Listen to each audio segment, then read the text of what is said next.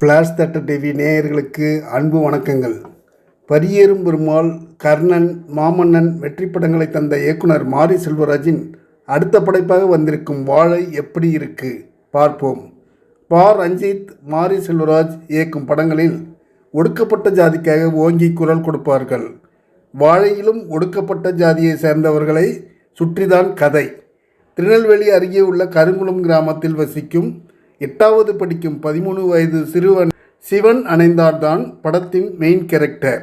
தன்னுடைய சொந்த வாழ்க்கையின் பிரதிபலிப்போடு கொஞ்சம் கற்பனையை சேர்த்து எடுக்கப்பட்டதுதான் இப்படம் என்று மாரி செல்வராஜ் சொல்லியிருக்கிறார். சிறுவன் சிவன் அணைந்தானின் வயதான அம்மா மற்றும் சகோதரி திவ்யா துரைசாமியுடன் வாழ்ந்து வருகிறான். அந்த ஊர் மக்களுக்கு ஒரே தொழில் வாழைத்தோப்பிலிருந்து வாழைத்தார்களை இரண்டாக தலையில் சுமந்து வந்து லாரியில் ஏற்றுவதுதான்.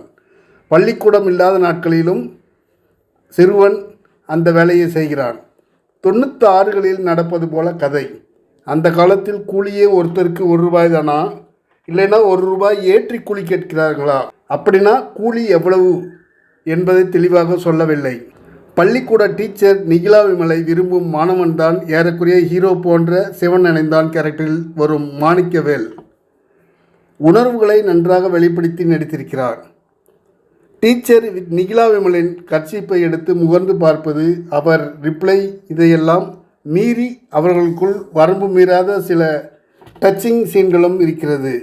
இருந்தாலும் இன்னும் டீச்சர் மாணவனுக்கிடையேயான சீன்கள் சுவாரஸ்யமாக வைத்திருக்கலாம். சிவன் அணைந்தானின் அக்காவாக பாந்தமாக நடித்திருக்கும் திவ்யா துரைசாமி நெஞ்சை தொடுகிறார்.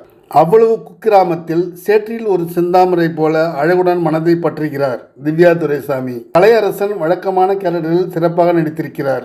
சிறுவர்கள் கமல் ரசிகனாகவும் ரஜினி ரசிகனாகவும் காட்டப்படுவது டைரக்டர் மாரி செல்வராஜ் ரஜினியை வைத்து படம் பண்ண போகிறார் என்பதற்காக வைக்கப்பட்டதா தெரியவில்லை. படத்தின் முதல் பாதி கலகலவென இருக்கிறது. 2ஆம் பாதியில்தான் விஷயமே இருக்கு.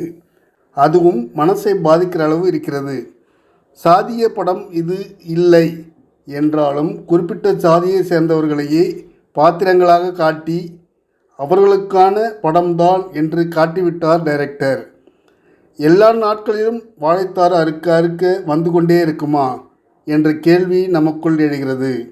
எல்லா நாட்களிலும் அந்த தொழில் மட்டுமே நம்பியிருக்கிறார்களா அவர்கள் என்றும் கேட்க தோன்றுகிறது.